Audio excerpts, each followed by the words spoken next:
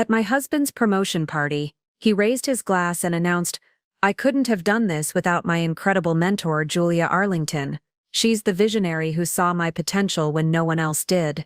He gestured toward a stunning brunette in the crowd, his eyes gleaming with admiration as she smiled back at him. I stood frozen among the applauding guests, my champagne glass trembling in my hand. What he didn't know was that I was the secret board member who had actually gotten him promoted, and I was about to make an announcement that would not only destroy his career. Before we jump back in, tell us where you're tuning in from, and if this story touches you, make sure you're subscribed, because tomorrow I've saved something extra special for you. But expose the work violations that would land him in federal prison. The crystal chandelier cast prismatic light across the Grandview Country Club's main ballroom, as I watched my husband of 8 years transform into a stranger before my eyes. James Moss stood at the podium, his navy suit perfectly tailored, his smile radiating the confidence that had first attracted me during our college years at Northwestern. But tonight, that same smile felt like a knife twisting in my chest. "Ladies and gentlemen," James continued, his voice carrying across the room filled with our city's business elite, "when I started at Meridian Financial 3 years ago, I was just another ambitious analyst, but Julia Arlington saw something in me that I didn't even see in myself." The crowd of roughly 200 guests turned their attention to Julia, who stood near the bar wearing a midnight blue cocktail dress that probably cost more than most people's monthly salary. At 34, she was only 2 years younger than me, but she carried herself with the kind of polished sophistication that came from old money and Ivy League connections. Her auburn hair was swept into an elegant chignon, and when she raised her champagne flute in acknowledgement, the gesture was perfectly calculated, grateful but not too eager, professional yet warm. "Julia took me under her wing," James went on, his voice growing more emotional. "She challenged me, pushed me to think bigger, and taught me what true leadership looks like. Without her guidance, her mentorship, her unwavering belief in my abilities, I never would have made it to regional vice president." The applause thundered around me, but I felt like I was underwater, the sound muffled and distant. My hands were shaking so badly I had to set down my champagne glass on a nearby cocktail table before I dropped it. This wasn't how tonight was supposed to go. This wasn't the speech James had practiced in our bathroom mirror for the past 2 weeks. In that rehearsed version, he'd thanked me, his devoted wife Jennifer, for supporting him through late nights and weekend conferences. He'd mentioned how I'd encouraged him to take the position at Meridian when he was hesitant to leave his previous job.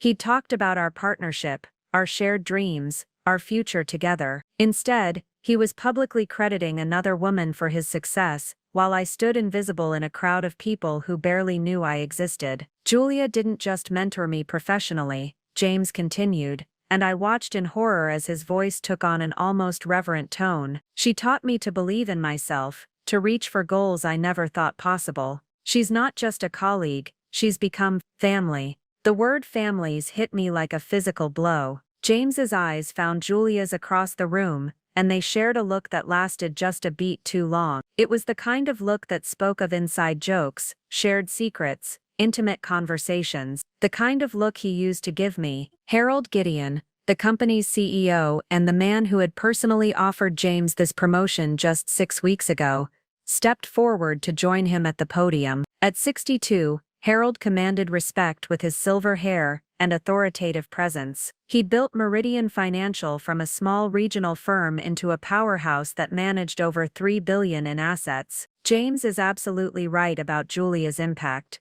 Harold said, clapping James on the shoulder. "In fact, Julia was instrumental in identifying James's potential during our executive review process. Her recommendation carried significant weight with our board of directors." My stomach dropped. Julia had recommended James for the promotion, but that was impossible. I was the one who had recommended him. I was Jennifer Moss, secret board member operating under my maiden name Jennifer Page, and I had spent hours reviewing his performance metrics, analyzing his client retention rates, and ultimately casting the deciding vote that secured his position. As a board member, I maintained strict confidentiality about my role. James knew I worked in consulting, a deliberately vague description that allowed me to explain my flexible schedule and frequent travel without revealing that I sat on the boards of 6 different companies, including his own. It was a secret I'd kept for 3 years, partly for professional reasons, but mostly because I loved having one part of my life that was entirely my own. But now, watching him credit Julia Arlington for my work, I felt that secret burning in my throat like acid. Julia's insight into talent development is unparalleled, Harold continued. She has an eye for identifying leaders who can drive real growth. James, you're lucky to have such a dedicated advocate. The crowd erupted in another round of applause, and I watched James beam with pride that should have been directed at me. Julia graciously accepted the recognition, raising her glass toward the podium, with a smile that seemed genuine enough to fool everyone in the room, everyone except me, because I knew something they didn't. 3 weeks ago, while reviewing quarterly reports in my capacity as a board member, I'd discovered irregularities in several client accounts that James managed, unauthorized transfers, inflated fees, and documentation that didn't match the actual transactions. The amounts weren't enormous, a few thousand here, a few thousand there, but they followed a pattern that suggested systematic embezzlement. I'd been agonizing over what to do with that information. How do you investigate your own husband for financial crimes? How do you reconcile the man you married with evidence that he might be stealing from his clients? I'd told myself there had to be an explanation, that maybe it was just poor record keeping, or a system error. But watching him lavish praise on Julia Arlington while completely ignoring my existence, I felt the last of my loyalty cracking. James wrapped up his speech by announcing that he and Julia would be working even more closely together in his new role, as she'd be serving as his senior advisor on all major accounts. The way he said it, with such obvious pleasure and anticipation, made my skin crawl. As the crowd dispersed toward the open bar and the elaborate buffet Harold had arranged, I remained frozen in place.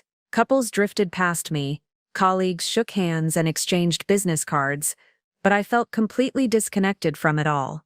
My husband had just publicly declared his professional devotion to another woman, crediting her for achievements that were actually mine, while I stood there like a piece of furniture. And tomorrow morning, I would walk into the boardroom, where I'd helped secure his promotion and review the evidence that would destroy his career forever. He had no idea that his fate rested entirely in my hands. The irony was almost too perfect to believe. 3 years ago, I'd fallen in love with James Moss's ambition. We met at a Northwestern University alumni mixer in downtown Chicago, where he was working as a senior analyst at Hartwell and Associates, a mid-tier investment firm. I was there representing one of my consulting clients, though what James didn't know was that I'd already been serving on corporate boards for 2 years under my maiden name. He approached me at the bar, confident but not arrogant, with an easy smile and genuine curiosity about my work. When I mentioned I was in business consulting, he didn't press for details the way some men did. Instead, he talked about his own goals, how he wanted to move beyond just managing portfolios and start building real relationships with high-net-worth clients. "I'm not interested in being another suit behind a desk," he'd said, his eyes lighting up with passion. "I want to understand what drives people's financial decisions, help them build legacies for their families. Money is just numbers until you connect it to human dreams." That philosophy resonated with me. In my board positions, I'd seen too many executives who treated clients like account numbers. James seemed different, genuinely committed to ethical practices and long-term relationships over quick profits. Our courtship was a whirlwind of intellectual conversations over wine, weekend trips to Michigan's wine country, and late-night discussions about our shared vision of financial responsibility. He was working 60-hour weeks but always made time for us. When I traveled for consulting work, he'd text me thoughtful questions about my day, never demanding details about confidential client matters. "I love that you're passionate about your work," he'd told me 6 months into our relationship. "I may not understand all the details, but I can see how much it means to you." That independence is incredibly attractive. James proposed on the anniversary of our first meeting, at the same hotel bar where we'd met.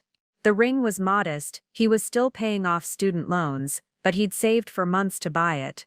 His proposal speech focused on partnership, on building something meaningful together. "I don't want a traditional marriage where one person's dreams matter more than the others," he'd said, down on one knee in front of a small crowd of amused hotel guests. Preparing and narrating this story took us a lot of time, so if you are enjoying it, subscribe to our channel. It means a lot to us. Now back to the story.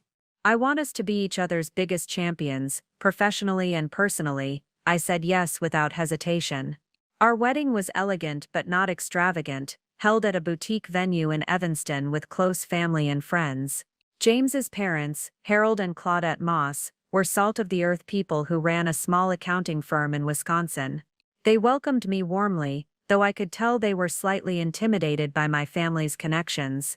My father was a federal judge, my mother a university president, and our guest list included several prominent Chicago business leaders. James handled the social dynamics beautifully, making everyone feel comfortable without compromising his own authenticity. During his wedding toast, he talked about how lucky he felt to marry someone who challenged him to be better while loving him exactly as he was. "Jennifer sees potential in people that they don't see in themselves," he'd said, raising his glass to me across the head table. "She's going to make me a better man, and I'm going to spend the rest of my life trying to deserve her." The early years of our marriage lived up to that promise. James threw himself into his work with renewed energy, earning recognition for his client retention rates and innovative investment strategies. I continued my board work while carefully maintaining my separate professional identity. We bought a charming Tudor-style house in Wilmette, adopted a golden retriever named Charlie, and talked about starting a family. James was supportive of my travel schedule, never questioning when I had overnight trips for client meetings. He trusted me completely, just as I trusted him. We had a joint checking account for household expenses, but maintained separate investment portfolios, a decision that seemed practical at the time, but would prove crucial later. "I love that we're both building something," he'd say during our Sunday morning coffee ritual. "Your consulting work, my client base, we're creating the foundation for whatever comes next." The first crack in our foundation appeared 18 months ago, subtle enough that I initially dismissed it. James started mentioning a new colleague named Julia Arlington, who joined Hartwell as a senior portfolio manager. "She was brilliant," he said, with an MBA from Wharton and family connections that opened doors with ultra-high net worth clients. "She has this way of reading people instantly," James explained after a company networking event. 5 minutes into a conversation, she knows exactly what motivates a potential client. It's like watching an artist work. I felt a small twinge of unease at his obvious admiration, but reminded myself that I'd always encouraged James to learn from successful colleagues. Professional mentorship was healthy, even when the mentor happened to be an attractive woman. Julia's name began appearing more frequently in James's work stories. She'd suggested he pursue additional certifications to strengthen his credentials. She'd introduced him to clients from her family's social circle. She'd recommended him for high-profile projects that showcased his skills to senior management. "Julia thinks I should consider moving to a larger firm," James mentioned casually one evening while we were making dinner together. "She says someone with my talent is wasted at Hartwell's level." That comment bothered me more than I wanted to admit. Not because I disagreed. James was capable of much more than Hartwell offered, but because he was seeking career advice from Julia instead of discussing major decisions with me first. When Meridian Financial reached out to recruit James 6 months later, he credited Julia with preparing him for the opportunity. "She helped me understand what firms like Meridian are really looking for," he explained. "Without her guidance, I never would have positioned myself as senior management material." I'd smiled and congratulated him, even as something cold settled in my stomach, because I knew something James didn't. Meridian had been recruiting him for over a year, long before Julia Arlington entered the picture. I'd been watching his career through my board position, waiting for the right opportunity to advocate for his advancement. Julia Arlington hadn't discovered James's potential. She'd simply taken credit for potential that already existed, timing that was already in motion. But I'd kept that knowledge to myself, not wanting to complicate our marriage with professional conflicts of interest. Now, Standing in this ballroom watching him lavish public praise on another woman for achievements that were actually mine, I realized my silence had been a mistake. Some secrets protect relationships, others destroy them. The changes in James began subtly, like a photograph slowly developing in reverse. Where once he'd been eager to share details about his workday, he became increasingly vague. Busy day, he'd say, loosening his tie as he walked through our front door. Lots of client meetings. When I asked follow-up questions, who he'd met with, what projects he was working on, his answers became shorter, more evasive. Just the usual portfolio reviews, he'd mumble, already reaching for his phone to check messages. The phone became a constant presence between us. During dinner, it would buzz with what he claimed were urgent client communications. He'd glance at the screen, his face lighting up in a way that used to be reserved for me, then quickly flip it face down with an apologetic smile. Sorry, honey. Julia's been working on this new client acquisition strategy. She has some really innovative ideas about market penetration. Julia.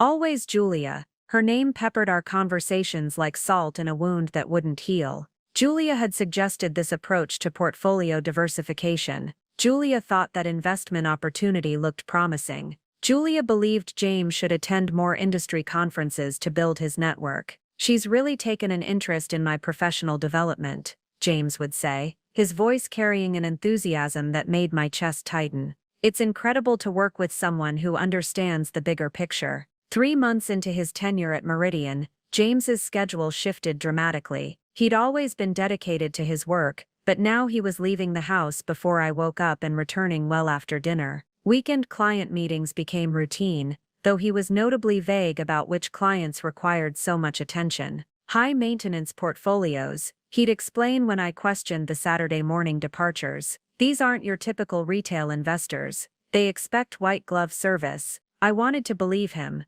As someone who served on multiple boards, I understood the demands of serving wealthy clients, but something felt off about the pattern. Why did these critical meetings always seem to involve Julia? Why did James shower and change clothes before leaving for what he claimed were informal client consultations? The intimacy between us began to evaporate, like morning dew. James would come to bed hours after I did, claiming he needed to review market reports or prepare presentations. When I reached for him in the darkness, he'd mumble about being tired or stressed about upcoming deadlines. I know I've been distracted lately, he said one Sunday morning, the first time he'd acknowledged the growing chasm between us. This promotion track is more demanding than I expected. Julia warned me it would require sacrifices, but I didn't realize how much. Julia had warned him, not his wife of 8 years, not his life partner, but his colleague who'd known him for less than 2 years. What kind of sacrifices? I asked, setting down my coffee cup with deliberate care.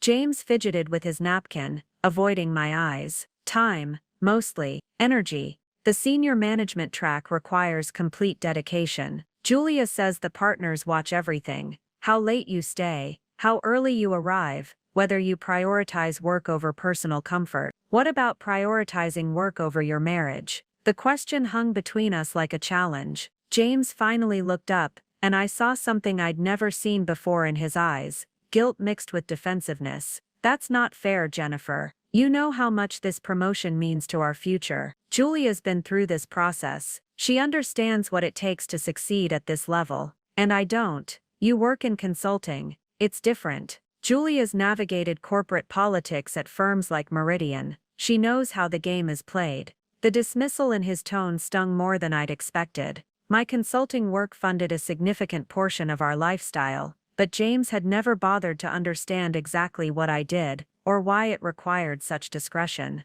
His assumption that Julia's corporate experience somehow trumped my professional insights revealed how little he actually knew about my capabilities. I began paying closer attention to the details. James thought I wouldn't notice. The subtle cologne that wasn't his usual scent, which he claimed was a sample from a department store. The dry cleaning receipts for suits that hadn't looked dirty when he'd worn them. The credit card charges at upscale restaurants during lunch hours, when he claimed to be eating at his desk. Working lunch with the Richardson account, he'd explain when I questioned a $200 charge at Le Bernardin. They prefer to discuss sensitive financial matters in private settings. But when I casually mentioned to Harold Gideon at a charity function that James seemed to be developing strong relationships with Meridian's high-end clients, Harold looked confused.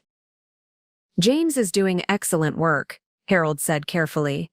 "But most of his accounts are mid-tier portfolios. We typically don't assign new hires to our premium clients until they've proven themselves over several years." The lie sat in my stomach like a stone. Our conversations became increasingly superficial, limited to logistics about household maintenance and social obligations. James stopped asking about my travel schedule or showing interest in my work projects. When I tried to engage him in deeper discussions about our future plans or relationship concerns, he'd deflect with complaints about work stress. "Can we talk about this later?" became his standard response. I'm really buried with this new portfolio Julia assigned me. Even our shared interests seemed to fade. We'd always enjoyed cooking together on weekends, experimenting with new recipes and sharing a bottle of wine while we prepared elaborate meals. But James started suggesting we order takeout instead, claiming he was too mentally exhausted for complex cooking. Julia mentioned this great Thai place near the office. He'd say, already reaching for his phone to place an order. "She says their pad Thai is restaurant quality." Julia's recommendations replaced our traditions. Julia's opinions shaped his preferences. Julia's schedule seemed to determine his availability.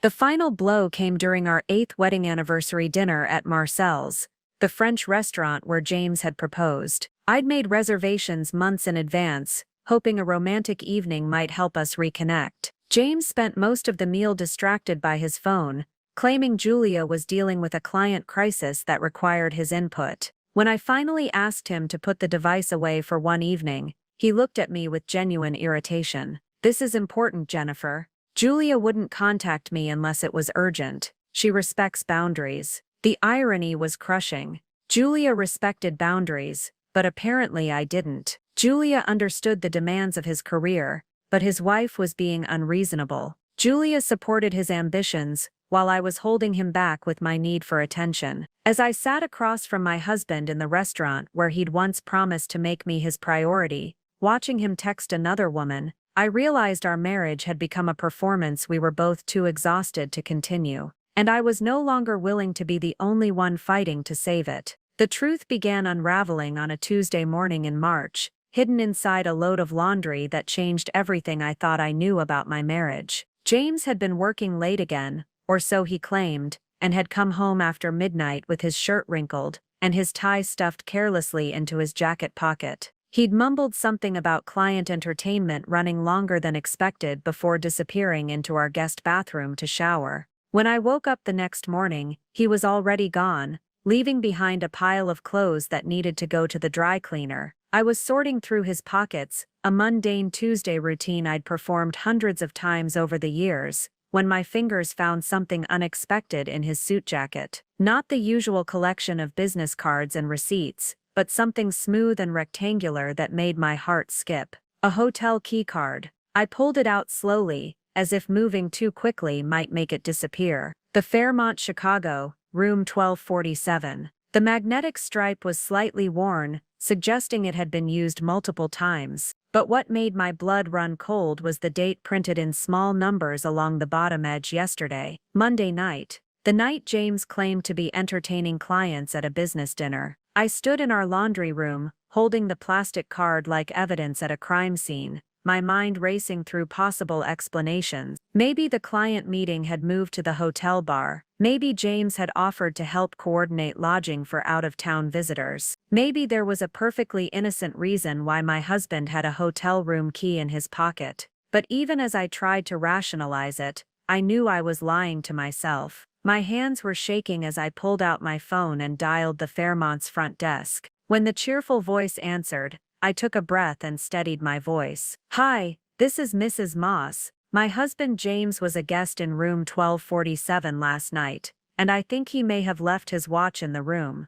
Could you check if housekeeping found anything?" There was a brief pause, the sound of keyboard typing, then the clerk came back on the line. "I'm sorry, Mrs. Moss, but our records show that room was registered to Mr. James Moss and Miss Julia Arlington. Would you like me to transfer you to Lost and Found, or would you prefer to speak with Miss Arlington directly?" She's still checked in through this evening. The phone slipped from my numb fingers, clattering onto the laundry room floor. Julia Arlington, the mentor, the colleague, the woman whose name had become a constant presence in our home, whose opinions seemed to matter more than mine, whose professional guidance James valued above everything else. They'd shared a hotel room. I sat down hard on the small wooden stool where I usually folded clothes, the hotel keycard still clutched in my hand. 8 years of marriage, 8 years of trust and partnership, and shared dreams, reduced to a piece of plastic that proved my husband was lying to me. The worst part wasn't even the betrayal itself, it was the systematic nature of it. This wasn't a moment of weakness, or a spontaneous mistake. James had booked a hotel room, planned an overnight stay, coordinated schedules with Julia, and then come home to lie directly to my face about where he'd been. How long had this been going on? How many business dinners had actually been hotel rendezvous? How many times had he looked me in the eye, and lied with such casual ease? I picked up my phone with trembling hands and called the Fairmont back, this time asking to speak with their reservations department. I need to check the history for bookings under James Moss, I said, surprising myself with how steady my voice sounded. I'm his wife, and I'm trying to coordinate our anniversary plans. The reservations agent was helpful and efficient. James had stayed at the Fairmont 6 times in the past 4 months, always in executive suites, always with Julia Arlington as his co-registrant. The pattern was methodical, every other Tuesday, like a standing appointment. It looks like Mr. Moss has a reservation for next Tuesday as well, the agent offered helpfully. Same suite, same arrangement. Would you like me to add any special amenities for your anniversary celebration? I hung up without answering. 6 times. 6 deliberate overnight stays with another woman while I waited at home, believing his lies about client obligations and work demands. 6 times he'd kissed me goodbye in the morning, and hello when he returned, carrying the scent of hotel soap and Julia's perfume. The hotel keycard felt like it was burning a hole in my palm. I wanted to confront James immediately, to throw the evidence in his face and demand explanations. But something held me back, maybe survival instinct, maybe professional training from my board work, where gathering complete information before making decisions was crucial. Instead, I did something I'd never done in 8 years of marriage. I violated James's privacy. His laptop was in his home office, password protected, but not encrypted. We'd shared passwords for years, trusting each other with access to everything. That trust felt naive now, but it also gave me the tools I needed. James's email revealed a correspondence history with Julia that made me physically sick. Not just professional exchanges about client strategies and market analysis, but intimate messages that chronicled the development of their relationship over the past year. "Thank you for dinner last night," one of Julia's emails read. "I love how we can talk for hours about everything and nothing. James, you make me feel understood in a way I haven't experienced before." James's response was even worse. "Being with you feels like coming alive after years of sleepwalking. I know this is complicated, but I can't imagine going back to the way things were before." The emails painted a picture of 2 people falling in love while one of them was married to someone else. They discussed literature and investment strategies with equal passion. They shared inside jokes about colleagues and planned future getaways. They wrote about their connection and their special understanding as if I didn't exist. The most devastating email was dated just 2 weeks ago. "Julia, last night was perfect. I know we agreed to keep things professional at the office, but it's getting harder to pretend I don't want to spend every moment with you. The promotion will give us more opportunities to work together openly. I can't wait to build something real with you." Julia's response was swift and enthusiastic. "I feel the same way, darling. Once you're settled in the new position, we can start making more concrete plans. I've been thinking about what you said about needing to make some major life changes. I'm here to support you through whatever comes next." Major life changes. The phrase echoed in my mind as I stared at the computer screen. James wasn't just having an affair, he was planning to leave our marriage, and somehow Julia Arlington had positioned herself not just as his lover, but as the architect of his professional success. She was getting credit for mentoring him toward a promotion that I, as a board member, had actually secured for him. The irony was so complete it was almost laughable. James was preparing to destroy our marriage for a woman who was taking credit for achievements that were actually mine. But as I sat in his office, surrounded by evidence of his betrayal, one thought cut through the pain and rage: James had no idea who he was really married to. He didn't know that his wife sat on the board that had approved his promotion. He didn't know that I had access to every financial record, every personnel file, every piece of information that could either make or destroy his career. Most importantly, he didn't know that I was about to use every bit of that power to uncover exactly what else he'd been hiding. The hotel keycard was just the beginning. What I discovered in the following weeks made the hotel affair seem almost quaint by comparison. Armed with my board member access to Meridian's internal systems, I began a systematic investigation of James's professional conduct. What I found wasn't just adultery, it was criminal fraud that could destroy not only his career, but potentially land him in federal prison. The pattern emerged slowly as I cross-referenced client accounts with transaction records. James had been skimming small amounts from his managed portfolios, typically between $2,000 and $5,000 per month, from accounts belonging to elderly clients or trusts, where the beneficiaries rarely examined detailed statements. The method was sophisticated. He would inflate management fees by fractional percentages, redirect dividends from reinvestment into temporary holding accounts, or delay transaction processing to capture interest earnings. Each individual theft was small enough to avoid triggering automatic audit flags, but together they amounted to over $180,000 stolen from client funds over the past 18 months. But what made my blood run cold was discovering where that money had gone. James had opened a joint account with Julia Arlington at a private bank in downtown Chicago. The deposits matched the missing client funds almost exactly, creating a clear paper trail that would be devastating in court. They'd used the stolen money to fund their affair: luxury hotel suites, expensive dinners, weekend getaways to Wisconsin's Door County, and a stunning emerald necklace that Julia had worn to several office events.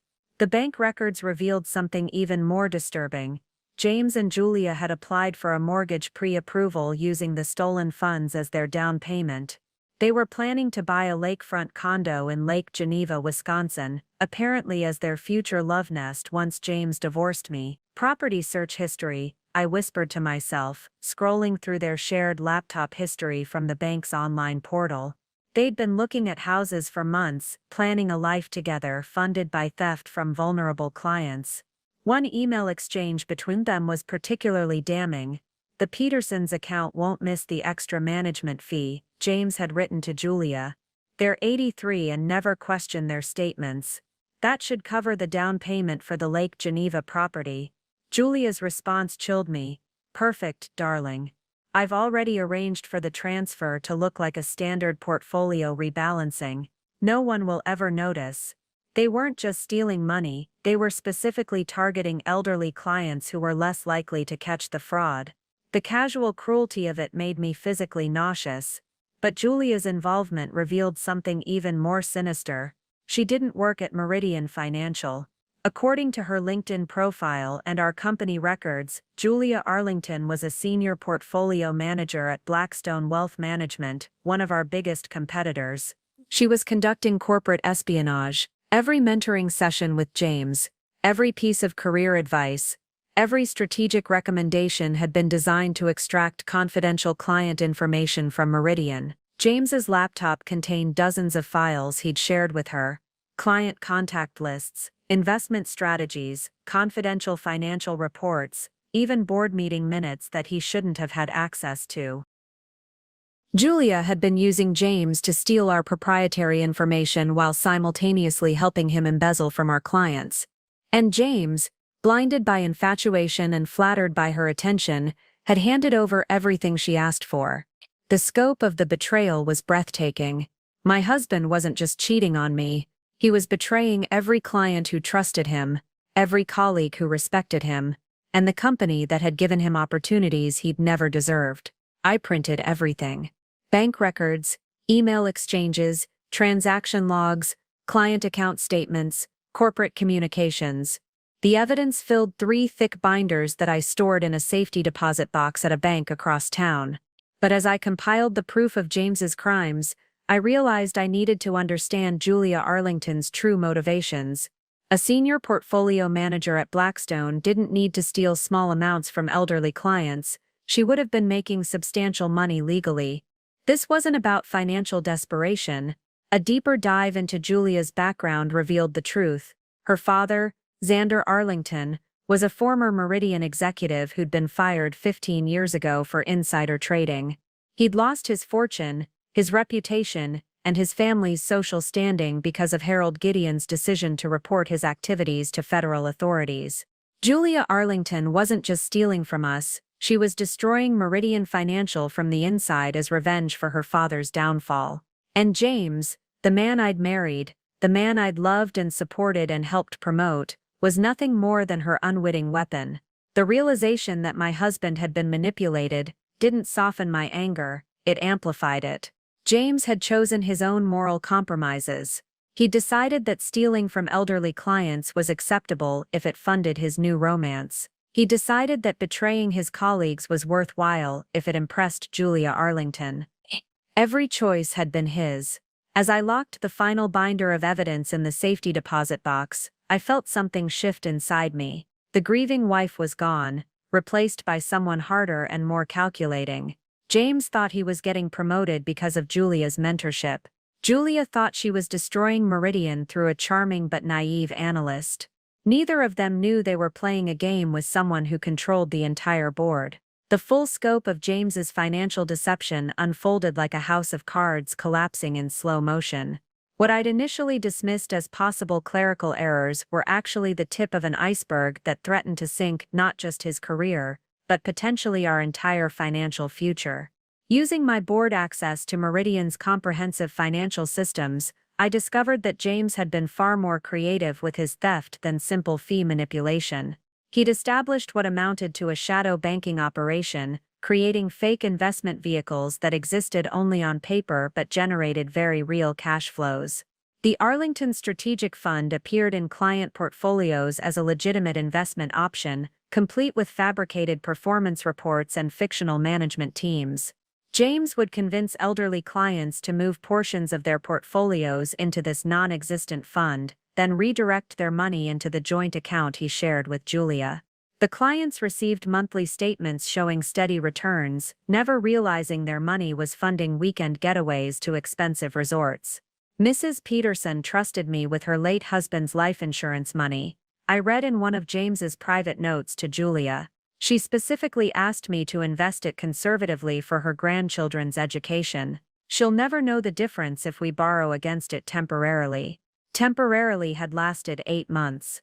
The Peterson account alone showed $47,000 missing, money that represented a widow's attempt to leave something meaningful for her family. James had stolen her dead husband's legacy to pay for hotel suites where he could sleep with another woman. But it wasn't just client money disappearing. James had been systematically draining our joint accounts and my personal investments to cover his tracks when client withdrawals threatened to expose the fraud. He'd forged my signature on withdrawal forms, used my social security number to access my individual retirement account, and even taken a second mortgage on our house without my knowledge. The mortgage paperwork, hidden in a file labeled tax documents, showed that James had borrowed $85,000 against our home equity, claiming the money was for business investment opportunities. The loan proceeds had gone directly into his account with Julia, funding their elaborate lifestyle while I unknowingly co-signed for their affair. My grandmother's pearl necklace, a family heirloom worth $15,000 that I'd inherited and treasured, had been sold to a jewelry store in downtown Chicago. The receipt, dated 2 months ago, showed James had forged a letter claiming I'd authorized the sale. The money had purchased an engagement ring for Julia, not just any ring, but one that cost more than most people's annual salary. He'd stolen my family heritage to propose to his mistress. The credit card statements revealed a parallel financial life I'd been completely unaware of. While I carefully budgeted our household expenses and monitored our shared accounts, James had opened multiple credit lines using our joint assets as collateral. The cards had funded not just hotels and restaurants, but a stunning array of gifts for Julia: designer handbags from Hermès, jewelry from Cartier, a week-long vacation to Napa Valley where they'd stayed at a resort that cost $1,200 per night, spa treatments, wine tastings, helicopter tours, all charged to cards that would ultimately be my responsibility to pay. One particularly painful discovery was a receipt from the same boutique where I'd bought my wedding dress 8 years earlier. James had purchased a $3,500 cocktail dress for Julia, having it altered to her exact measurements. The sales associate's notes mentioned that Mr. Moss was very particular about the fit, saying it was for a very special occasion. That special occasion, according to their text messages, had been Meridian's annual Client Appreciation Gala. The same event where I'd stayed home with a migraine while James attended for networking purposes. He'd brought his mistress to a company function wearing a dress that cost more than some of our mortgage payments, while his wife sat alone at home believing his lies about professional obligations. The financial forensics painted a picture of systematic betrayal that went far beyond simple adultery. James hadn't just been unfaithful, he'd been stealing from our marriage to fund his new relationship, using my assets and credit to build a life with another woman. The total damage was staggering: $180,000 stolen from clients, $85,000 borrowed against our house, $47,000 withdrawn from my personal accounts, and approximately $35,000 in credit card debt for gifts and experiences I'd never shared. But perhaps the most devastating discovery was a folder labeled Jennifer's Portfolio hidden in James's personal files. It contained detailed analysis of all my assets, my investment accounts, my inheritance, my board compensation, even my grandmother's jewelry collection, along with projections for how much money would be available if I died unexpectedly. The file included research on life insurance policies, accidental death benefits, and divorce settlement calculations under various scenarios. James had been planning not just to leave me, but to ensure he extracted maximum financial benefit from our marriage's end. One handwritten note made my blood run cold: Jennifer's consulting income unclear, investigate further. Board positions, trust funds, need complete picture before making final decisions. James suspected I had more money than I'd revealed, and he was actively investigating ways to claim it. The final document in the folder was a draft of divorce papers that had never been filed, with financial demands that would have left me with almost nothing while he retained the majority of our shared assets. His attorney had outlined strategies for claiming that my consulting income was actually derived from our marital partnership, making him entitled to ongoing support payments. He'd been planning to divorce me, steal my assets, and leave me financially ruined while he started fresh with Julia using money he'd embezzled from vulnerable clients. As I photographed the last of the evidence,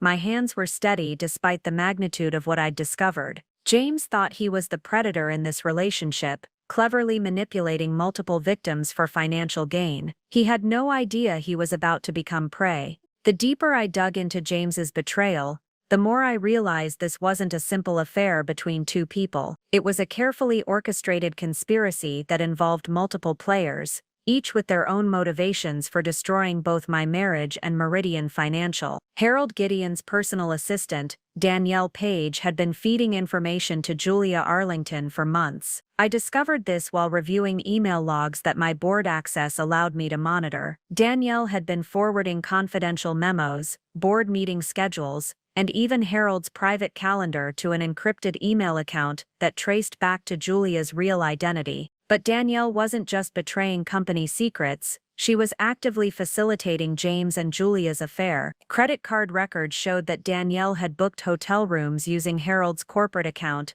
ostensibly for client meetings that never appeared on any official calendar. She'd made restaurant reservations under false names and even coordinated travel arrangements for Julia's visits to Chicago. The most shocking discovery was that Danielle was Julia's half-sister. Their father, Xander Arlington, had apparently been more prolific in his personal relationships than his professional misconduct had revealed. Court records from his messy divorce 15 years ago mentioned two daughters from different relationships, both of whom had been financially devastated when his insider trading scandal destroyed the family fortune. Danielle Page had changed her name and spent years working her way into a position of trust at Meridian, waiting for the right opportunity to exact revenge for her father's downfall. When Julia approached her with a plan to systematically destroy the company from within, Danielle had eagerly agreed to help. Phase 1 complete. Read one of Danielle's encrypted messages to Julia. Your boyfriend has access to everything Harold sees. Financial reports, client lists, strategic planning documents. He's been very generous with information sharing. Julia's response was chilling. Perfect. James is so eager to impress me, he'd probably hand over the nuclear codes if I asked nicely. Phase 2 begins next month when he gets the promotion.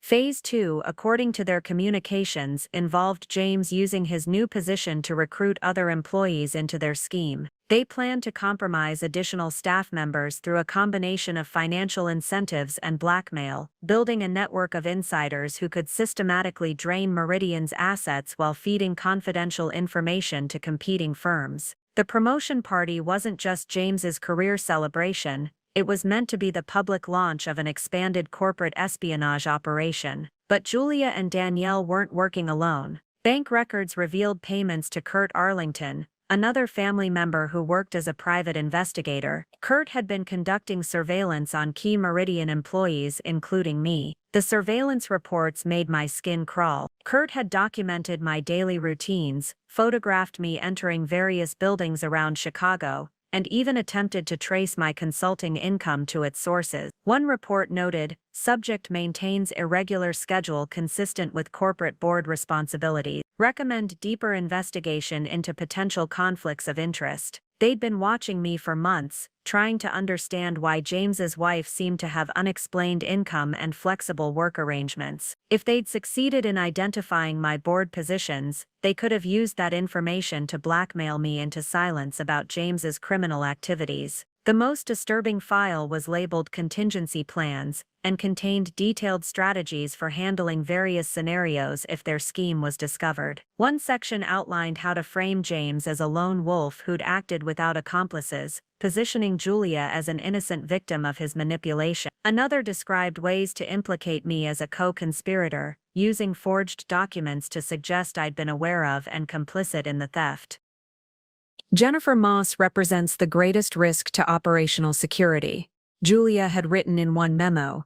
Her background suggests intelligence and financial sophistication that could threaten our timeline. Recommend accelerating Phase 2 and implementing protective measures. The protective measures included plans to plant evidence in our home that would suggest I'd been embezzling from my own clients, creating a narrative where James and I were both criminals who'd ultimately betrayed each other. They'd been planning to destroy my reputation and potentially my freedom, using me as a scapegoat for crimes I'd never committed. Reading those files, I felt something cold settle in my chest. This wasn't just about my marriage or even James's career. The Arlington family had declared war on everyone they blamed for their father's downfall, and they were willing to destroy innocent lives to achieve their revenge. But as I compiled evidence of their conspiracy, I realized they'd made one crucial mistake. They'd assumed that Jennifer Moss was just a suburban housewife with mysterious consulting income, someone who could be manipulated or framed without significant consequences. They had no idea they were targeting someone who sat on the boards of 6 major corporations, someone with connections throughout Chicago's business community, someone with the power to destroy them more completely than they could ever imagine. The Arlington family wanted to finish what their father had started 15 years ago. Instead, they were about to discover why Harold Gideon had been right to report Xander Arlington's crimes, and why some families never learn from their mistakes. The network of deception was about to collapse, and I would be the one holding the detonator. My salvation came from an unexpected source, Marcus Chen, the forensic accountant, who'd been quietly investigating irregularities in Meridian's client accounts for the past 6 months. I'd known Marcus peripherally through my board work, but our paths had never crossed professionally until I received an encrypted email at my Jennifer Page account requesting a confidential meeting. The message was brief but urgent. Patterns in your company's financial data suggest systematic fraud. Need to discuss findings with board oversight. We met at a small coffee shop in Oak Park, far from Meridian's downtown offices and the social circles where James might recognize either of us. Marcus was younger than I'd expected, probably in his early 30s, with the intense focus of someone who lived in spreadsheets and financial algorithms. "I've been tracking anomalies for months," he said, sliding a tablet across the table. "Small discrepancies that individually look like clerical errors, but together form a clear pattern of embezzlement."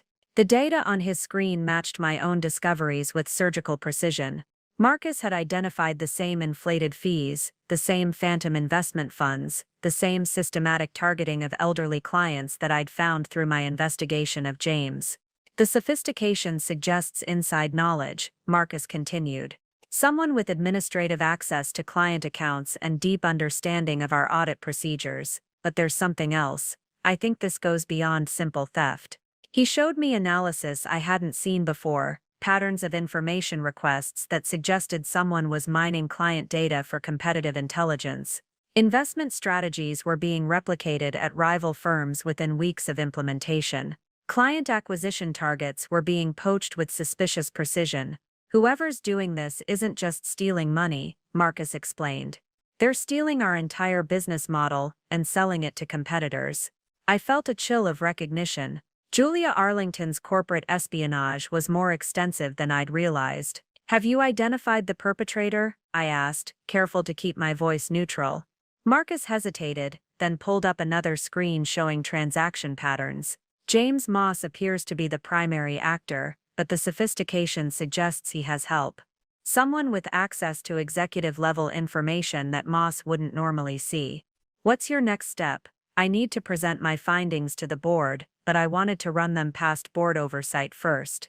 This kind of systematic fraud could destroy investor confidence if it's not handled properly." This was my moment. Marcus had done the investigative work that would corroborate everything I'd discovered independently.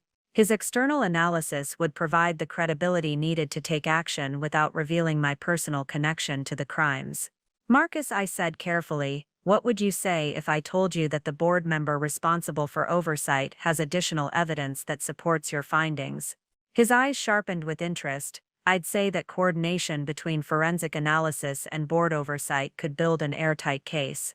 Over the next hour, I revealed selected pieces of my investigation: the financial evidence, the pattern of client targeting, the connection to competitor firms. I was careful not to mention the affair, or my personal relationship to James, framing everything in terms of corporate security and fiduciary responsibility. Marcus listened with growing amazement as I outlined the scope of the conspiracy. When I mentioned Julia Arlington's real identity and her connection to Blackstone Wealth Management, he actually leaned back in his chair. "Corporate espionage," he whispered. "This isn't just embezzlement, it's economic warfare. And it gets worse," I said, showing him evidence of Danielle Page's involvement. "Harold's assistant has been compromised. They have access to everything: board decisions, strategic plans, confidential client information." Marcus's expression grew grim. "If Harold's assistant is feeding information to competitors, then every major decision Meridian has made in the past year could have been anticipated and countered." We spent another hour coordinating our evidence and planning our approach. Marcus would compile the financial analysis while I prepared the corporate governance documentation. Together we would present an irrefutable case to the full board. But as we prepared to leave, Marcus asked the question I'd been dreading: "How did you get access to some of this information?" "Employee communications, personal financial records that goes beyond normal board oversight." I met his gaze steadily. "Marcus, there are aspects of this investigation that involve personal safety and ongoing criminal activity. I need your word that you'll focus on the financial evidence and let me handle the broader implications." He studied my face for a long moment, clearly recognizing that I was holding back crucial information. Finally he nodded. "You have my word. But Jennifer, if there's personal danger involved, you need to be careful. People who steal this much money don't hesitate to hurt anyone who threatens their operation." As we parted ways, I felt both relief and apprehension. Marcus's expertise would provide the professional credibility needed to take down James and the Arlington conspiracy. His forensic analysis would protect me from accusations of personal vendetta or bias. But he was right about the danger. Julia and her family had already demonstrated their willingness to destroy innocent lives for revenge. Once they realized their scheme was collapsing, they might become desperate enough to try anything. I had the evidence, I had an ally, and I had the power to end their conspiracy. Now I just had to survive long enough to use it. With Marcus as my ally, the next 3 weeks became a carefully orchestrated investigation that would have impressed any federal prosecutor. We worked in parallel tracks, his forensic analysis providing the financial foundation while I used my board access to document the full scope of the conspiracy. The evidence file grew exponentially as we cross-referenced data from multiple sources. Marcus discovered that the Arlington Strategic Fund wasn't the only fictional investment vehicle James had created. There were at least 6 phantom funds, each targeting different client demographics with tailored fraud schemes.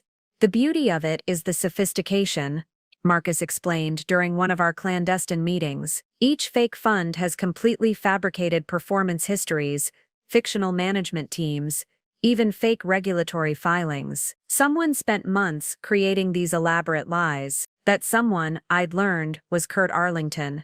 His private investigation business was actually a front for document forgery and identity fraud. He'd created false credentials for the phantom fund managers, fabricated performance data that would pass casual scrutiny, and even established fake regulatory compliance records. The Arlington family had turned financial fraud into an art form. But while Marcus focused on the money trail, I was building a case that went far beyond simple embezzlement. Using my board access to Meridian's security systems, I discovered that Danielle Page had been installing surveillance software on company computers for months. Every email Harold sent, every document he reviewed, every confidential conversation he had was being monitored and transmitted to Julia Arlington in real time. Meridian's entire strategic planning process had been compromised from the very top. The surveillance logs revealed something even more disturbing.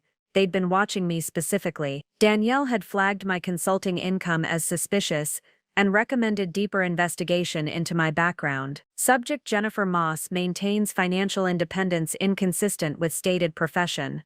Read one of Danielle's reports. Recommend investigating potential insider trading or undisclosed business relationships that could compromise operational security. They suspected I might be more than I appeared, but they hadn't identified my board position yet. That ignorance was my greatest advantage. Working with Marcus, I began laying carefully planned traps. We created false information about fictional client accounts and strategic initiatives, then monitored to see if that information appeared at competing firms. Within days, our planted intelligence was showing up in Blackstone Wealth Management's marketing materials and client presentations. The response time is incredible, Marcus noted as we documented the information theft. Whatever they're doing to extract our data, it's happening in near real time. We also discovered that James wasn't Julia's only target within Meridian. She'd been cultivating relationships with 3 other employees, using a combination of professional flattery and personal attention to extract information from multiple departments. Robert Kim from IT support had been providing her with system access codes in exchange for career advancement promises. Linda Walsh from client services had been sharing confidential customer profiles after Julia convinced her they were collaborating on industry research. Even the facilities manager, Tom Brennan, had been giving her physical access to offices after hours. Julia Arlington had turned employee recruitment into a systematic operation, building a network of unwitting accomplices who believed they were helping a colleague while actually committing corporate espionage. She's good, Marcus admitted grudgingly as we reviewed the scope of her operation. Evil, but strategically brilliant. She identified exactly which employees had access to different types of information and developed customized approaches for each target. The most chilling discovery was a timeline document found in Danielle's encrypted files that showed their ultimate plan. Phase 2, which was supposed to begin after James's promotion, involved escalating from information theft to active sabotage. They planned to manipulate Meridian's investment algorithms to create systematic losses that would destroy client confidence. They intended to leak confidential client information to regulatory authorities, triggering investigations that would tie up resources and damage reputation. Most dramatically, they were planning to orchestrate a massive client withdrawal event that would force Meridian into bankruptcy. This isn't just corporate espionage, I told Marcus as we reviewed their sabotage timeline. They're planning to completely destroy the company. Marcus stared at the documents with growing horror. The client withdrawal scheme alone would trigger a liquidity crisis that could collapse our entire operation. They're not just stealing, they're planning economic terrorism. But as we built our case, I realized we faced a critical timing challenge. James's promotion party was scheduled for the following week, and according to their communications, that event would mark the beginning of Phase 2. We need to act before the party, I told Marcus. Once they start the sabotage phase, the damage could be irreversible. Marcus agreed, but he raised a concern that had been nagging at me as well.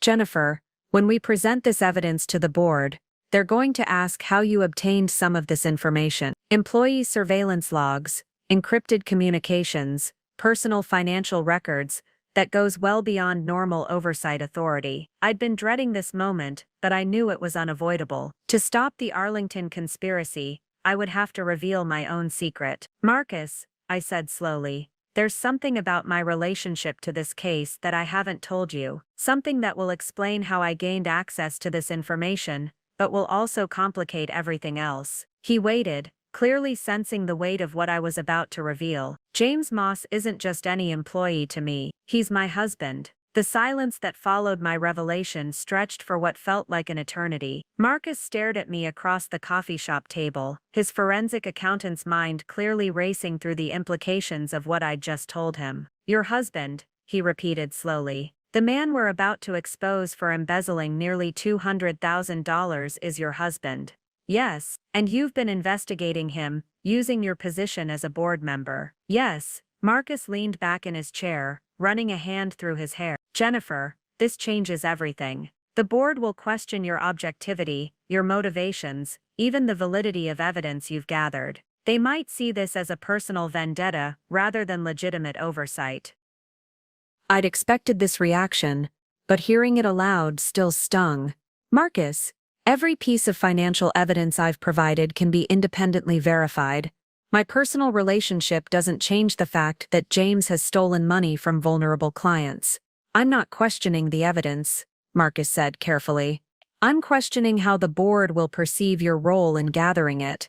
Corporate governance has strict rules about conflicts of interest. He was right, and we both knew it.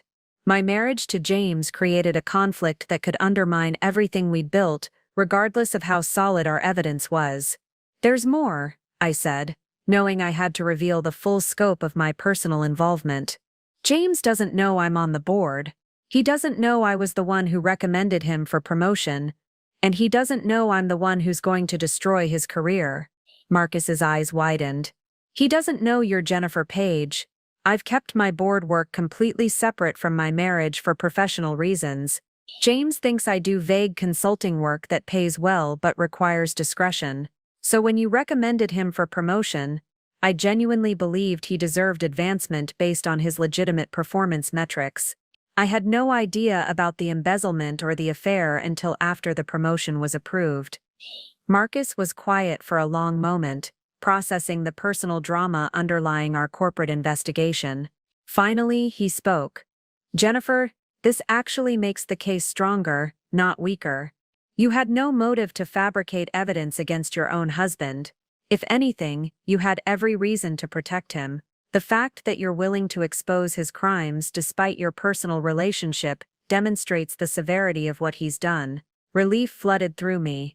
Marcus understood that my personal pain validated rather than compromised our investigation. But we need to be strategic about how we present this, he continued. The board needs to see you as a wronged party seeking justice, not a vindictive wife seeking revenge. Over the next hour, we crafted a presentation strategy that would maximize impact while protecting my credibility. Marcus would present the financial evidence first, establishing the scope and sophistication of the fraud without mentioning personal relationships. Only after the board fully understood the criminal nature of James's actions would I reveal my connection and explain how it led to additional evidence. The sequence matters, Marcus explained. They need to see you as a board member who discovered her husband's crimes, not a wife who used her board position to investigate her husband. We scheduled the emergency board meeting for the day before James's promotion party. The timing was crucial. We needed to act before the Arlington family launched Phase 2, but we also wanted to let James celebrate his promotion before destroying his life. There's a certain poetic justice to it, I admitted to Marcus. He'll have one night of triumph before everything collapses. But as we finalized our plans, Marcus raised a concern that had been nagging at me as well. Jennifer, what happens after we expose this? James will know you're the one who brought him down. Julia and her family will realize their entire operation has been compromised. Have you thought about your personal safety? I had thought about it more than I wanted to admit. The Arlington family had already demonstrated their willingness to destroy lives for revenge. Once they realized I'd outmaneuvered them, they might become desperate enough to try anything. I've taken precautions, I said, not mentioning the detailed documentation I'd prepared and stored in multiple locations, or the fact that I'd quietly moved most of my personal assets to accounts James couldn't access. What about your marriage? Marcus asked gently. Even if James avoids prison time, this will end everything between you. The question hit harder than I'd expected. Despite everything James had done, despite the betrayal and theft and lies, part of me still mourned the death of what we'd once had. My marriage ended the moment James decided to steal from his clients to fund an affair, I said finally. I'm just making it official. As we prepared to leave, Marcus handed me a secure phone. Use this for all communications related to the case. If they've been monitoring your regular phone,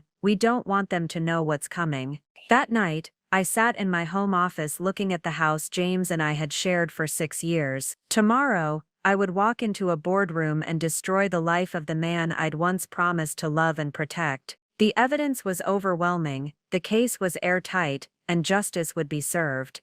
But victory felt surprisingly hollow when it meant losing everything you'd built with the person you'd trusted most. James was upstairs packing for another business trip with Julia, completely unaware that his wife was about to end both their careers forever. In less than 24 hours, the game would be over, and I would be the only player left standing. The morning of the emergency board meeting, I woke before dawn with the clarity that comes from absolute certainty. Today, I would destroy my husband's life, end a criminal conspiracy, and save a company that had trusted the wrong people. James was already gone, having left for an early breakfast meeting that his calendar showed was actually another hotel rendezvous with Julia. His absence gave me time to make final preparations without arousing suspicion. I dressed carefully for the board meeting, choosing a navy blue suit that projected authority without appearing vindictive. The goal was to look like a professional board member seeking justice, not a betrayed wife seeking revenge. My final stop before leaving was our home safe, where I retrieved the last piece of evidence I'd been saving, James's personal laptop, which contained communications and financial records he thought were secure. Over the past week, I documented every aspect of his criminal activity, but the laptop held the smoking gun that would make denial impossible. Messages between James and Julia discussing specific client accounts they planned to target, spreadsheets calculating how much money they could steal before triggering audit flags. Most damning of all, a detailed timeline for Phase 2 that showed their plan to destroy Meridian completely. Marcus met me at Meridian's headquarters 30 minutes before the emergency session was scheduled to begin. The boardroom on the 38th floor offered panoramic views of Chicago's skyline, but today the beauty felt ominous rather than inspiring.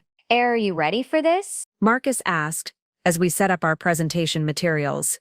I've been ready since I found that hotel keycard in his pocket, I replied, though my hands were trembling slightly as I arranged the evidence folders. Harold Gideon arrived first, his expression grave as he reviewed the meeting agenda Marcus had prepared. As CEO, Harold understood that emergency board meetings usually meant crisis management, but he had no idea how personal this crisis would become. The other board members filed in over the next few minutes.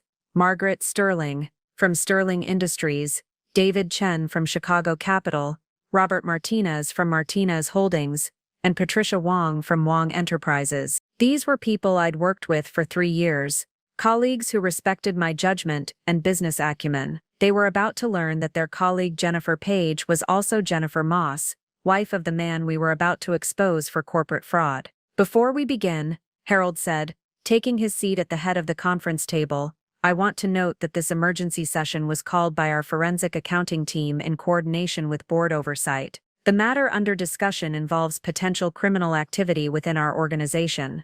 Marcus stood first, his presentation remote steady in his hand. Ladies and gentlemen, over the past 6 months, I've been investigating financial irregularities that suggest systematic embezzlement from client accounts. The next 20 minutes were a masterclass in forensic accounting. Marcus walked the board through transaction patterns, documented theft methodologies, and quantified losses with surgical precision. He showed them the fake investment funds, the inflated fees, the systematic targeting of elderly clients. The total amount stolen appears to be approximately $180,000, Marcus concluded.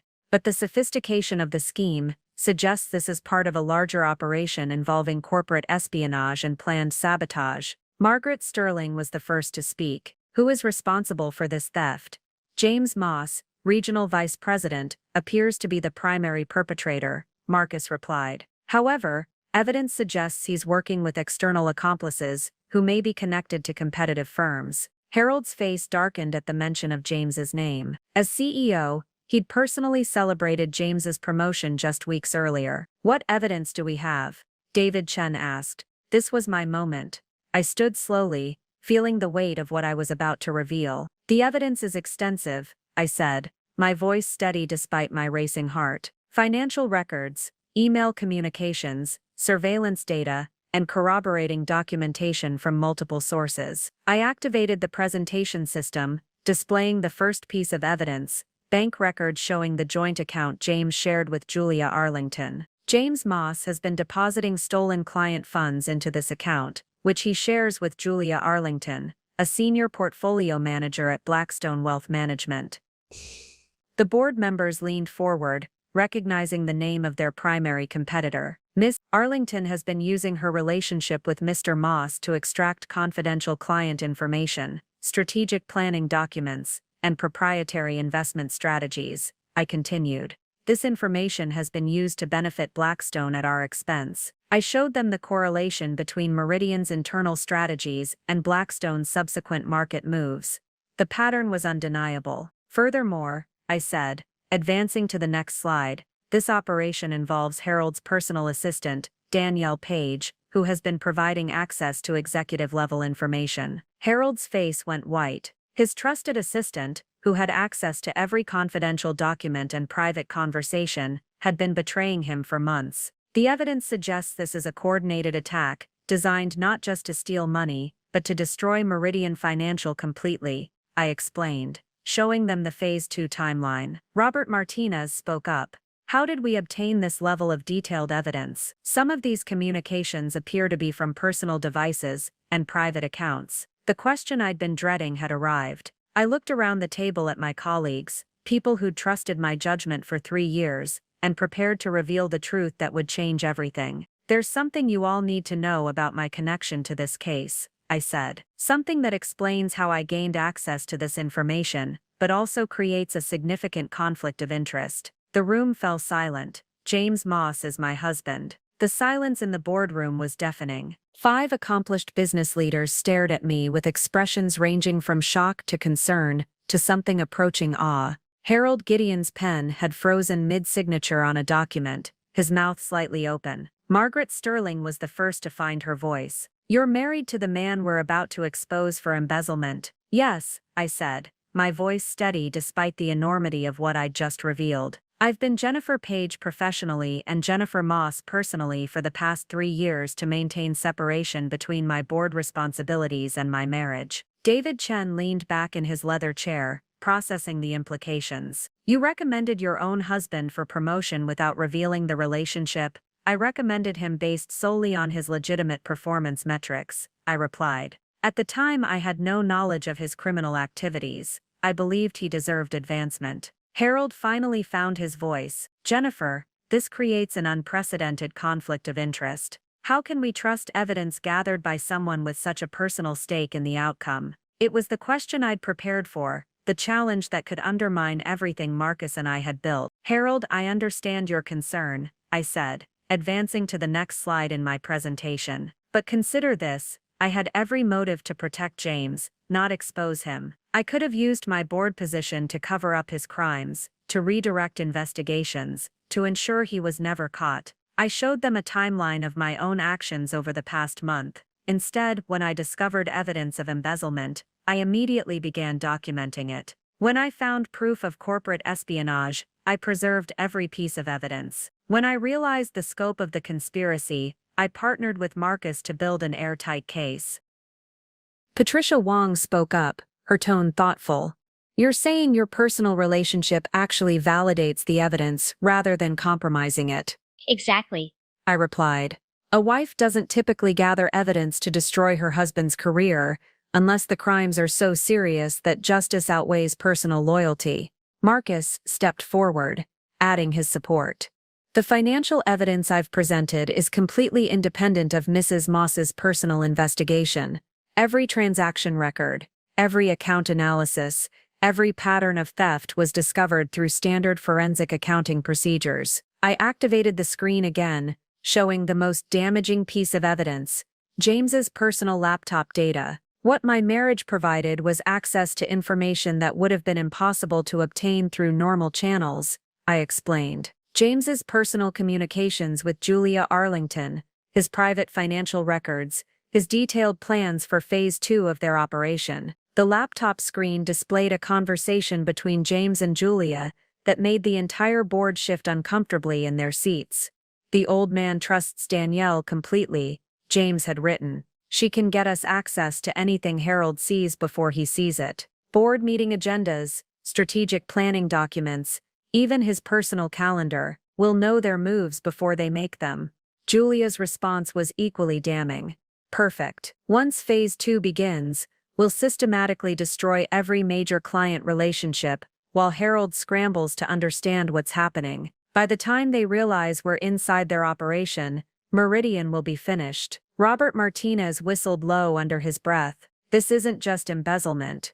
They're planning corporate assassination, which brings us to the urgency of this meeting, I said, advancing to the final section of my presentation. James's promotion party is scheduled for tonight. According to their communications, that event marks the beginning of Phase 2. I showed them the detailed sabotage timeline, manipulated investment algorithms, leaked client information, orchestrated withdrawal campaigns, and systematic destruction of Meridian's reputation. If we don't act today, by tomorrow morning Julia Arlington and her accomplices will begin actively destroying this company, I concluded. Harold's face had grown progressively redder as the presentation continued. Danielle, he muttered.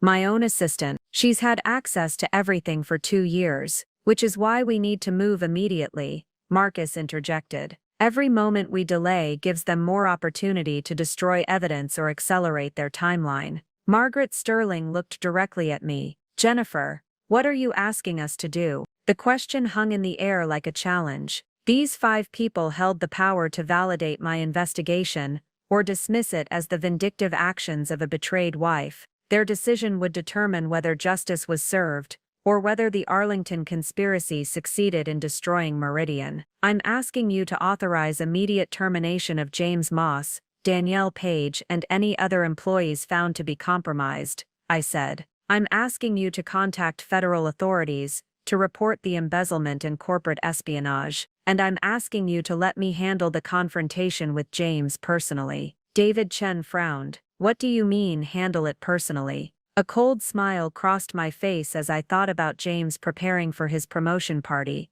completely unaware that his career was about to end. Tonight, James expects to celebrate his advancement while publicly crediting Julia Arlington for his success, I explained. He has no idea that his wife is the board member who actually got him promoted, or that she's the one who's going to destroy him. I looked around the table at my colleagues, people who'd trusted my judgment for years. I want to be the one to tell him. The vote was unanimous. 5 board members, faced with overwhelming evidence of systematic fraud and corporate espionage, authorized every action I'd requested. but it was Harold Gideon's reaction that surprised me most. "Jennifer," he said, his voice heavy with both anger and admiration, "I've been in business for 40 years, and I've never seen anyone compile evidence this comprehensive, while maintaining such professional objectivity, under personal circumstances, this devastating." He stood and walked to the window overlooking Chicago's financial district.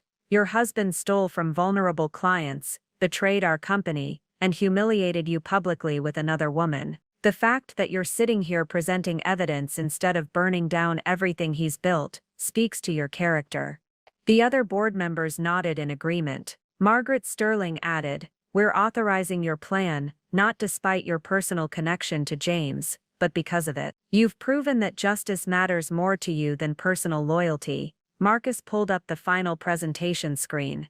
"We need to coordinate timing carefully. Federal authorities are standing by to make arrests, but we want to catch as many conspirators as possible before anyone realizes the operation has been compromised." The plan we'd developed was elegant in its simplicity. James's promotion party would proceed as scheduled, giving us the perfect opportunity to expose the entire conspiracy in front of witnesses, while ensuring maximum humiliation for the perpetrators. "Danielle doesn't know we've discovered her role," Harold noted. "She'll be at the party tonight, probably monitoring everything to report back to Julia Arlington. And Julia will be there as James's special guest," I added. "He's planning to publicly credit her for his success, never knowing that his wife actually secured his promotion." Patricia Wong leaned forward. "Jennifer, are you certain you want to confront them publicly? We could handle this through private terminations and legal proceedings." I thought about the hotel keycard, the stolen inheritance money, the engagement ring purchased with my grandmother's pearls. I thought about James planning to divorce me while stealing my assets, and Julia Arlington positioning herself as his savior, while actually manipulating him for corporate espionage. "They plan to humiliate me publicly," I said. "They've stolen from elderly clients who trusted them. They've betrayed every colleague who believed in them. Public exposure isn't just appropriate, it's necessary." Harold returned to his seat with a grim smile. "Then let's give them a party they'll never forget." We spent the next hour coordinating with federal authorities and preparing the evidence for immediate legal action. FBI agents would be stationed discreetly around the country club, ready to make arrests once I'd exposed the conspiracy publicly. Marcus handed me a secure communication device. "This will connect you directly to Agent Rodriguez, who's leading the federal investigation. Once you've revealed everything publicly, trigger this signal, and they'll move in." As the meeting concluded, each board member offered their support in ways that surprised me. Margaret Sterling provided the contact information for the best criminal defense attorney in Chicago, suggesting I might need protection if the Arlington family became desperate. David Chen offered to coordinate with media contacts to ensure the story was reported accurately, rather than sensationalized. Most importantly, Harold made a promise that meant everything to me. "Jennifer, regardless of what happens tonight, your position on this board is secure. You've handled this crisis with more integrity than most people could manage under far less personal stress." As I prepared to leave for the most difficult evening of my life, I realized that exposing James's crimes had actually strengthened my professional relationships rather than compromising them. But my phone buzzed with a text message that reminded me the evening's challenges were just beginning. "Can't wait to celebrate with you tonight, darling. This promotion changes everything for us. James." The casual endearment, the assumption that we were still partners in building a future together, the complete obliviousness to the destruction he'd caused, it all crystallized my resolve. Tonight James would stand in front of Chicago's business elite and credit Julia Arlington for achievements that were actually mine. He would publicly humiliate the wife who'd loved and supported him for 8 years. And then I would stand up and destroy everything he'd built with the very evidence he'd been careless enough to leave where his wife could find it. Julia Arlington thought she was using James to destroy Meridian Financial as revenge for her father's downfall 15 years ago. James thought he was building a new life with his sophisticated mistress, while discarding his inconvenient wife. Neither of them knew they were about to face Jennifer Page, board member, who had spent 3 years earning the respect and trust of Chicago's most powerful business leaders. The game was almost over, and I was holding all the cards. Time to play the final hand. The Grandview Country Club had never looked more beautiful or felt more ominous. As I walked through the entrance in my midnight blue dress, the same one I'd worn to our wedding anniversary dinner, where James had first mentioned Julia's mentorship, I felt like a gladiator entering the arena. James was already at the podium, mid-speech, his face glowing with the triumph he'd been anticipating for months. Julia Arlington stood near the bar in a stunning red cocktail dress, her auburn hair perfectly styled, accepting congratulatory nods from colleagues who had no idea they were celebrating with a corporate spy. And that's why I can say with complete confidence that the future of Meridian Financial has never been brighter, James concluded to enthusiastic applause. Now, before we continue the celebration, I have some very special recognition to share. I moved through the crowd toward the front of the room, noting the FBI agents positioned discreetly near the exits. Agent Rodriguez caught my eye and nodded almost imperceptibly. They were ready. "Ladies and gentlemen," James continued, his voice carrying the warmth that had first attracted me 8 years ago. "There's someone here tonight who deserves recognition for making this promotion possible. Someone whose guidance, wisdom, and unwavering support helped me reach heights I never thought possible." Several people in the crowd turned toward me with expectant smiles, clearly anticipating that James would thank his devoted wife. I almost laughed at the irony. "Julia Arlington," James announced, gesturing toward the bar, "has been more than a mentor. She's been a visionary who saw potential in me that I didn't even see in myself." Julia moved gracefully through the crowd, her smile radiant as colleagues parted to let her pass. When she reached the podium, James took her hand in what was obviously a practiced gesture. "Julia didn't just teach me about portfolio management or client relations," James continued, his voice growing more emotional. "She taught me to dream bigger, to reach for goals that seemed impossible. Without her guidance, her patience, her incredible insight into what it takes to succeed at this level,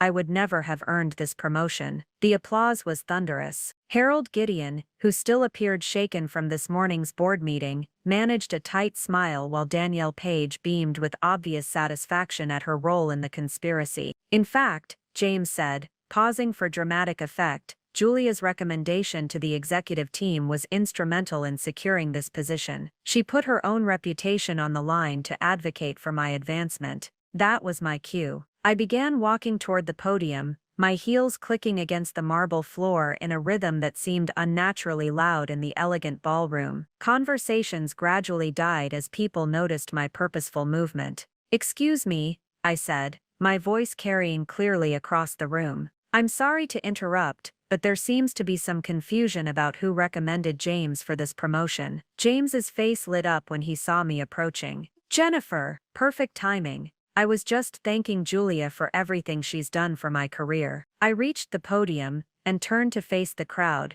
noting the confused expressions as people tried to understand why the evening's honored guest was being interrupted by his wife. "That's interesting, James," I said, my voice steady and clear. "Because according to Meridian's board records, Julia Arlington had nothing to do with your promotion recommendation." Murmurs rippled through the crowd. James's smile faltered slightly, but he maintained his composure. "Honey, this isn't really the time or place for—" "Actually," I interrupted, "this is exactly the time and place, because everyone here deserves to know the truth about how you really got promoted."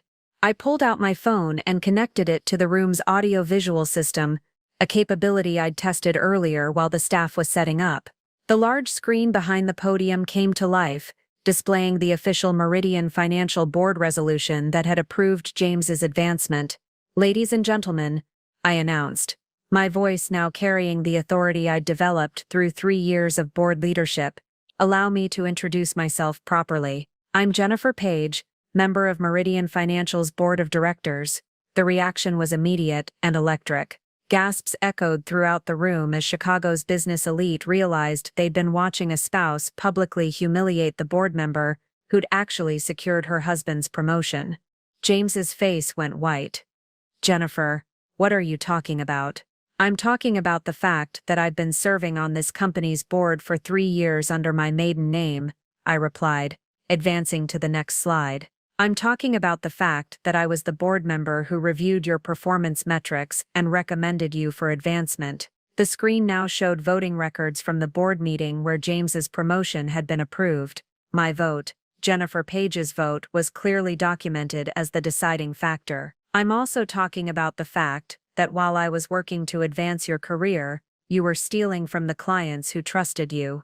The room erupted. James grabbed my arm, his face a mask of panic and confusion. Jennifer, stop this, you're making a mistake. I looked into the eyes of the man I'd once promised to love and protect, the man whose career I'd genuinely tried to support, the man who'd repaid my devotion with theft and betrayal. The only mistake I made, James, was believing you deserved the promotion I worked so hard to get you. I triggered the signal device Marcus had given me. FBI, nobody move. The chaos that erupted in the Grandview Country Club's ballroom was immediate and absolute. Federal agents emerged from their positions near the exits, badges raised, while Chicago's business elite stood frozen in shock at what had transformed from a celebration into a crime scene. James released my arm as if I'd suddenly caught fire, his face cycling through disbelief, anger, and growing terror as the reality of his situation became clear. Jennifer, what have you done? He whispered, but his voice was lost in the commotion of 200 guests trying to process what they'd just witnessed. Agent Rodriguez approached the podium with professional efficiency. James Moss, Julia Arlington, Danielle Page, you're under arrest for conspiracy to commit embezzlement, corporate espionage, and wire fraud. Julia tried to run. In her designer heels and form-fitting dress, she made it exactly 12 steps before Agent Chen tackled her near the champagne fountain. The splash as she hit the marble floor seemed to snap the crowd out of their stunned silence. Danielle simply stood paralyzed near Harold, who was staring at his assistant with a mixture of betrayal and disgust that would have been comical under different circumstances. You have the right to remain silent, Agent Rodriguez continued, producing handcuffs with practiced ease. Anything you say can and will be used against you in a court of law. As James was cuffed, he turned toward me with desperate eyes. Jennifer, please, we can work this out. I made mistakes, but we can fix this. I looked at my husband of 8 years, the man who'd stolen my grandmother's pearls to buy another woman an engagement ring, who'd planned to divorce me while stealing my assets, who'd betrayed every client who'd trusted him. James, I said quietly, the only thing I regret is that it took me so long to realize what you really are. Harold Gideon approached as the arrested conspirators were led away. Jennifer, on behalf of Meridian Financial's board and every client they victimized, thank you. Your courage saved this company. Margaret Sterling appeared at my side, offering a supportive hand on my shoulder. The board meeting to formalize your expanded role is scheduled for Monday morning. We'd like you to consider taking over Harold's position when he retires next year. As the ballroom gradually emptied, I found myself standing alone near the podium where my marriage had effectively ended. Marcus Chen approached with a satisfied smile. 180,000 recovered from their joint accounts, plus interest and penalties, he reported. Every stolen dollar will be returned to the clients they victimized. 6 months later, I stood in the same ballroom, but this time as Meridian Financial's newly appointed CEO. James was serving a federal sentence for embezzlement and corporate espionage. Julia Arlington had been sentenced to 8 years for running the conspiracy. Danielle Page had cooperated with prosecutors in exchange for a reduced sentence. The Arlington family's 15-year quest for revenge against Harold Gideon had resulted in their complete destruction instead. I kept my wedding ring in my desk drawer as a reminder that trust, once broken, can never be fully repaired. But I also kept a photo from my first board meeting as CEO, surrounded by colleagues who'd supported me through the darkest period of my life. James had humiliated me at his promotion party, crediting another woman for achievements that were mine. But in destroying his career, I discovered my own strength and claimed the leadership position I'd always deserved. Sometimes the best revenge isn't getting even, it's realizing you were always more powerful than the people who tried to diminish you. Up next, you've got 2 more standout stories right on your screen. If this one hit the mark, you won't want to pass these up. Just click and check them out. And don't forget to subscribe and turn on the notification bell so you don't miss any upload from us.